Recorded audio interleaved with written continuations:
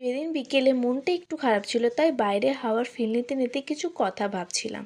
হঠাৎ বন্ধু ফোন করে বলল, আমি আসছি তোর বাড়ি। তারপর তো মন আর খারাপ তো থাকতেই পারে না, তাই না?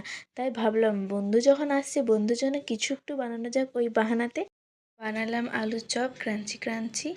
যাই হোক, আমি কিন্তু বানাতে জানি না, ফার্স্ট টাইম এটা বানালাম, তা আবার বন্ধুর জন্য। কারণ এসব তো কোনো দিন বানাইনি, এসব মাই বানায়, তাই আমার ধারে এ সকল হয় না। যাই হোক, তারপর আলুটাকে বেসনের মধ্যে দিয়ে তেলের মধ্যে ছেড়ে নিলাম।